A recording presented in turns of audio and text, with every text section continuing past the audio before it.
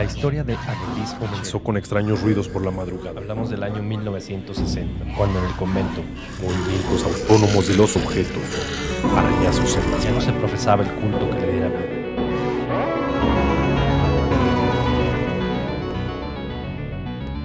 Hablemos de terror. Hola terroríficos, ¿cómo les va? Muchas gracias por seguir relato a relato con nosotros. Hoy les traemos la tercera parte de la historia Los manuscritos de los muertos de nuestro amigo Richard Correa. Si no han escuchado las dos partes anteriores, les recomiendo que lo hagan para entrar en contexto. Como siempre, les sugiero el uso de audífonos, subir al volumen, apagar la luz y disfrutar. Esto es, Hablemos de Terror. Bienvenidos.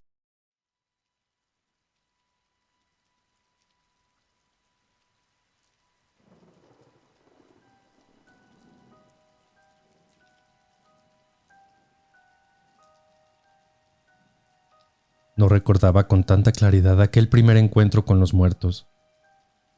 Al menos no de la manera que en este preciso instante vienen a mi mente tales memorias de horror y espanto de mi niñez.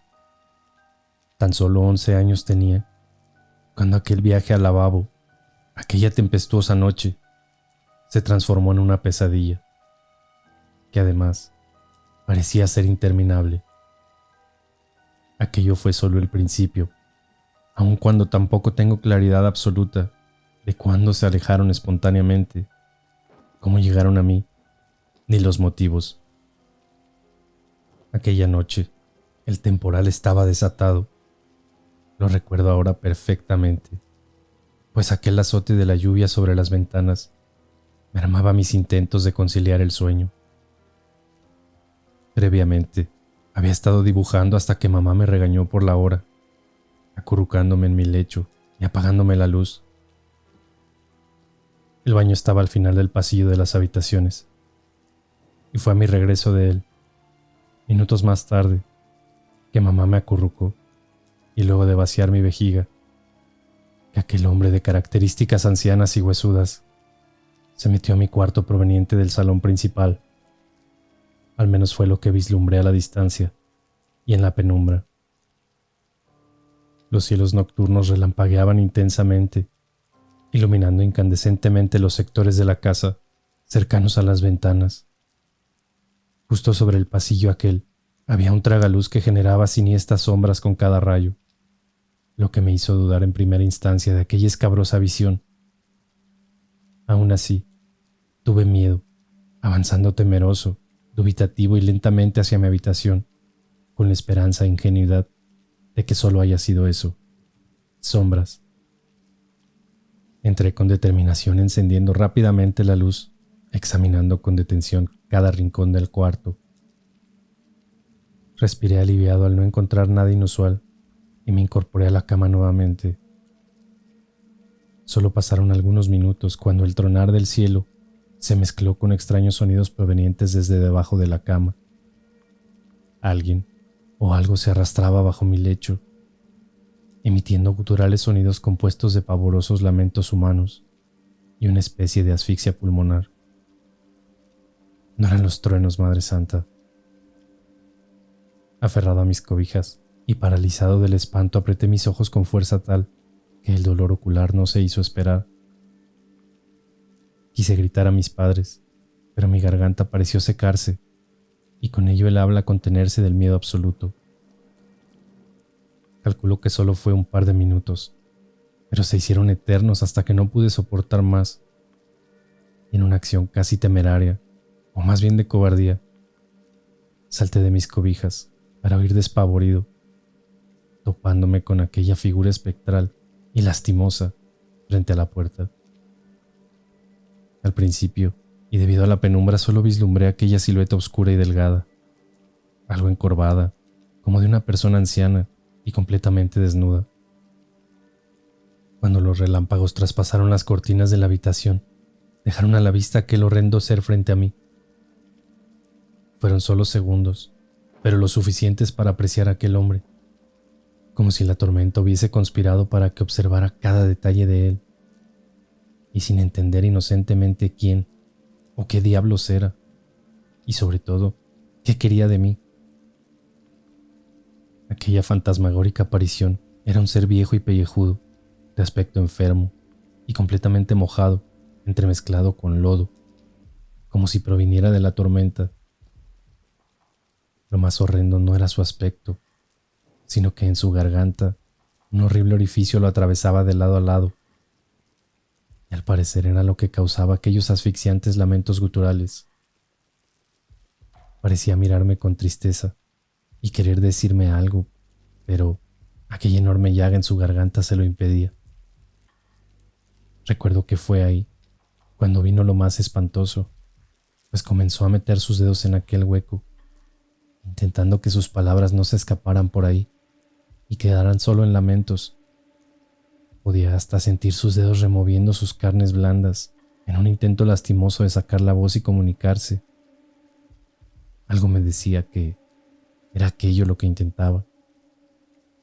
De alguna forma llené mis pulmones de aire y grité tan fuerte como pude, aun cuando la tormenta intentaba acallarme auxilio.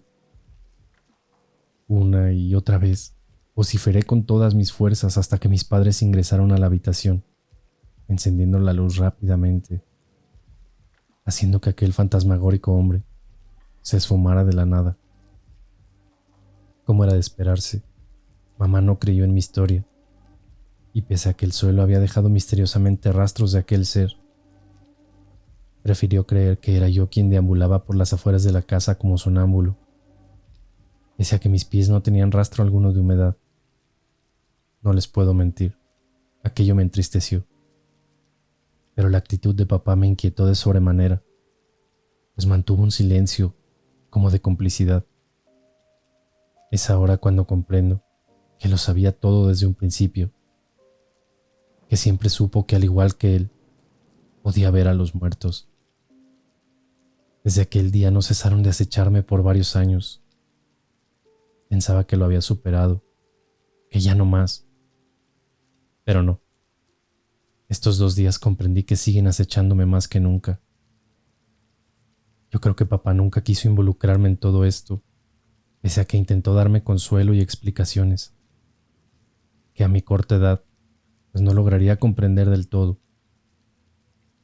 También algunos atisbos de qué eran tales apariciones y de lo que los muertos buscaban.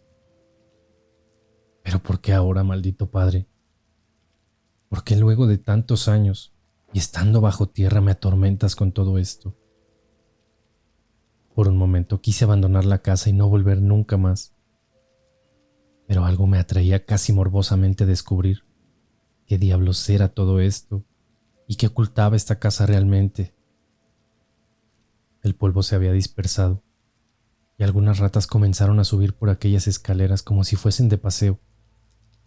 Eran enormes, Dios mío, casi de un tamaño de un gato pequeño, y con la misma agilidad comenzaron a salir una a una, sin temor a mi presencia. Por un momento pasó por mi mente qué tipo de cosas existirían ahí abajo, que mi presencia humana les era insignificante, y lejos de tenerme miedo, pasaban por mi lado con total decisión y actitud. Quedé tan impactado con aquello que la asquienta repulsión que me causaban pasaba a un segundo plano. Qué espantoso lugar es este, Dios santo. Parecía no ser parte de la casa, más bien como una extensión asfixiante y tormentosa del mismísimo infierno. Clavado a varios metros bajo el piso, desprendía pestilencias enrarecidas, que la verdad en mi vida había olfateado. No sabría siquiera describir tales hedores, pero me parecía una mezcla de animales muertos o materias orgánicas en descomposición, fundidas con heces humanas. A todo esto le sumamos la humedad y el encierro, como aquellas cloacas de los peores suburbios de la ciudad. Había una parte de mí que me decía, vete de este lugar cuanto antes. Pero era más fuerte la otra que parecía dominarme a voluntad, obligándome temerariamente a descender en busca de algo que hasta ese minuto no tenía la menor idea de lo que era realmente. Solo sentí el impulso de hacerlo, inclusive por sobre los horrores que sentía. En mi primer intento por descender al infierno aquel, los estrechos peldaños parecieron rechinar a punto de quebrarse, dando cada paso con una cautela extrema. Apunté con la linterna hasta el fondo de las escaleras, en donde más ratas de descomunales tamaños se paseaban, como en el mejor de su hábitat. El hedor era cada vez más insoportable, debiendo volver por un trapo para cubrir mis vías respiratorias.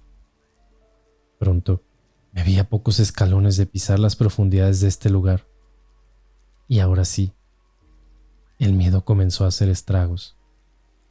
Mis piernas comenzaron a tambalear. Una sensación angustiante llegó a mi pecho. Aquello que por lo general ocurre en las películas, comprobé que efectivamente puede hacerse realidad. La linterna extrañamente, y sin lógica alguna, comenzó a parpadear, como que las baterías estuviesen en agonía. Maldita sea, no las revisé antes de tomarla. Efectivamente, pudiese ser que fallasen, pero también que algún tipo de mal sobrenatural quiera dejarme a ciegas nuevamente. Le propiné un par de golpes y pareció recobrar vida, pero solo era un último suspiro para acompañarme hasta los escalones finales. Mis pisadas de pronto ya no rechinaron tabla alguna. Estaba al fin en suelo húmedo y duro como concreto. Pronto la linterna se apagó definitivamente y el pánico llegó con ello. A tientas en la negrura, retrocedí sobre mis pasos y salí nuevamente de aquel lugar con apremio, ayudado esta vez con la linterna de mi teléfono. No estaba dispuesto como la primera noche a quedarme sin batería, pues todo esto me ponía claramente en riesgo y la necesidad de contactar a alguien era una alternativa claramente alta. Así que salí del cuarto por velas y cerillos. Tomando la más grande de todas, me dispuse a bajar nuevamente, iluminado por el fulgor de una precaria llama, cuya flama parecía tan inquieta como mi ser. Descendí lentamente y llegué nuevamente al fondo, y respiré profundo en medio de la pestilencia y el encierro, envalentonándome con ello para avanzar entre la oscuridad. Me abrí paso tímidamente entre las ratas que no parecían incomodarse con mi presencia. El lugar no parecía tan extenso como creí que ocupara todos los metros cuadrados de la casa. Parecía más bien un lugar improvisado, como una extensión de la casa, construida precariamente, no formando parte de la arquitectura inicial. Estaba completamente vacío, salvo por unas sillas volteadas en el piso y una pequeña mesa de centro. Di temerosamente unos pasos más, como no queriendo apartarme de la escalera, que era el único salvoconducto en caso de tener que huir. De repente y sin más nada, la flama comenzó a oscilar alocadamente, como presa de una corriente de aire proveniente de las profundidades. Pero no había viento alguno o modo de que llegase tal ventisca. Puse mi otra mano en la flama, intentando cubrirla de aquella anormal ráfaga, pero no fue suficiente.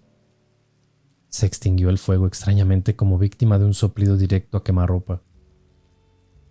Desesperado, aterrado y con síntomas de claustrofobia, saqué tembloroso los cerillos para encenderla nuevamente.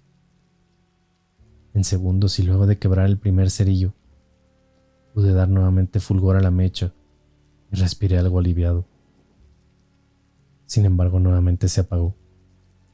Esta vez fue un soplido directo, como un aliento cálido, proveniente de una putrefacta boca. Lo sentí incluso en mi rostro, como una exhalación casi animal. Paralizado del horror, tomé los cerillos para estúpidamente insistir con la vela. Debería haber usado mi teléfono con decisión. Esta vez la torpeza de mis manos, producto del miedo, me impedían operar con eficacia. Rompí 3 cerillos antes de al fin lograr mi cometido. Fue ahí, cuando a mis espaldas, aquella voz susurrante y demoníaca estuvo a punto de infartarme. No intentes encenderla. Aquí la luz no te servirá de nada. pero te daré la oportunidad para que me conozcas. Luego una risa entrecortada, rápida y demoníaca acompañó las escalofriantes palabras.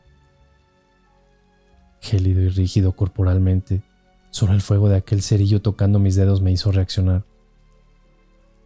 Encendí mi teléfono apuntando en distintas direcciones, esta vez apegado a las escaleras, o más bien echado sobre ellas presa del pavor.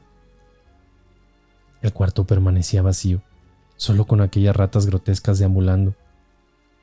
Como pude, afirmé la vela y logré encenderla nuevamente sin razones claras o estúpidamente accionando por la conmoción, pues solo quería correr despavorido de tal lugar, no teniendo sentido alguno de seguir dando lumbre. Esta vez adosé la vela a uno de los peldaños, con la misma cera, como queriendo dejar iluminado mi camino de huida. Y si bien tambaleaban sus fulgores, parecían flamear firmemente esta vez. Mi corazón latía con fuerzas, y me sentía a salvo con los escalones a mis espaldas y cerca de la única salida. Sin embargo, había obviado algo simple, de lo cual no tuve conciencia hasta ese momento: el espacio detrás de las escaleras. Fue de ahí, y cuando intentaba abandonar el lugar, que aquella voz siniestra se hizo presente nuevamente. Arderás como tu padre. Luego algo me agarró del tobillo con fuerzas, como una mano enorme y cálida. El calor era tal que traspasaba mis pantalones. Aquello me hizo tropezar y rodar nuevamente escaleras abajo. Aturdido por unos segundos, intenté reponerme, sin percatarme de que en mi caída había volteado la vela, y extrañamente, como si el lugar estuviese regado de combustible o alguna sustancia inflamable, el piso hizo combustión, dando paso a la ignición. Apabullado y tambaleante, intenté ponerme de pie, pero mi cabeza estaba tan revuelta por el golpe que me precipité al piso nuevamente. El fuego que emanaba del subsuelo pronto tocó mis manos, lo que me ayudó a reaccionar, y casi serpenteando, avancé por los escalones gritando por ayuda con las últimas fuerzas que me quedaban. Sentía el infierno tras mis pies, mientras escalaba a duras penas los peldaños. La salida se hacía tan lejana y a cuestas que incluso me pareció percibir que una fuerza extraña intentaba retenerme. Me jalaba de los pies, queriendo arrastrarme al fuego incipiente, que rápidamente dio paso a un incendio declarado, y las paredes del lugar y escalones comenzaron a arder en cosa de minutos. Pronto las humeantes partículas y gases llegaron a mis narices y pulmones. Por suerte, a esas alturas ya había salido de aquel fatídico sótano. Seguía mareado, más con el humo que comenzó a expandirse por toda la casa. Mis piernas me ardían sin saber si alguna clase de quemadura me había alcanzado. Lo cierto es que, fatigado y malherido, seguí gritando por ayuda. Esta vez mis gritos se interrumpían con la tos seca del asfixiante y irrespirable ambiente. En mi travesía terrorífica y doliente hacia la salida de la casa, me pareció ver personas a mis alrededores. En primera instancia pensaba que eran vecinos en ayuda, pero prontamente entendí que no lo eran, pues inmóviles eran espectadores de mi tragedia. Eran aquellas almas que me acosaron desde mi llegada. Eran los muertos. Ya cerca del umbral, vislumbré un par de sombras más que me esperaban. Inmediatamente pensé: más fantasmas. Oh, Dios mío, no me dejarán salir con vida de aquí. Pero cuando pude notar su movilidad, comprendí que eran personas reales que llegaron a socorrerme. Sentí un par de ellos a mis costados llevándome en rastras hacia las afueras, en donde más personas estupefactas daban cuenta del siniestro. Algunas cargaban baldes con agua o alargaban sus mangueras de jardín, intentando apagar los fuegos, o que estos no se expandieran al resto de sus casas. En momentos sentí que perdía la conciencia, pues al rato ya estaba siendo atendido por bomberos, paramédicos, y las balizas resplandecientes de los carros de emergencia alumbraban todo el callejón desde la entrada. Gente corriendo, humo, agua ni mangueras bomberiles eran parte de la escenografía que podía notar dentro de mi estado de aturdimiento. La mascarilla de oxígeno me incomodaba y solo recuerdo que mientras era llevado a las afueras del pasaje, observé algunas lenguas de fuego intentando llegar al umbral de la casa. Fue en ese momento que tuve una reacción de lucidez y recordé a la anciana vecina. Con mi mano comencé casi sin fuerzas a tocar al paramédico para darle cuenta de que al lado una anciana mujer puede estar encerrada y en peligro. Como pude, me desprendí de la mascarilla y me senté en la camilla. La anciana de al lado. Balbuceaba e intentaba avisar a los bomberos que repletaban el lugar. Sentí las miradas furtivas de los vecinos por un instante. Algunos intentaban ayudar a contener el fuego, mientras los más ancianos y niños observaban con preocupación a la distancia. Miré hacia el tumulto buscando desesperadamente a la anciana, pero no estaba dentro de la gente. Uno de ellos notó mi desesperación, pareciendo comprender mi preocupación. Era un barbudo anciano, tan o más antiguo como aquella vecina.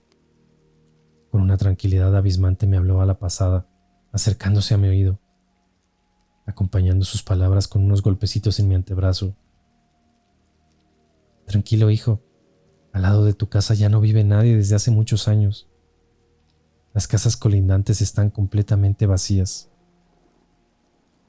Luego de tal macabra confesión, cerré mis ojos y perdí la conciencia del todo. Han pasado los meses y sigo aún sin comprender toda aquella pavorosa experiencia. En momentos pienso que he enloquecido y que nada de ello fue real. No tengo explicaciones claras ni certezas del todo, pero por mi cabeza rondan tantas ideas, pensamientos y teorías escalofriantes que solo terminan confundiéndome más. Pienso en aquello que papá intentó hacer para contener a aquella entidad ahí abajo, pero no tiene sentido alguno, pues no había forma de que estuviese preso o privado de libertad. ¿Cómo rayos encierras a un demonio? Es ahí cuando pienso que tal vez se trataba de un contenedor humano. He leído sobre ello. No quiero pensar que se sacrificó para contener dentro de sí mismo a aquel demonio, atormentándolo y consumiéndolo día a día hasta su muerte.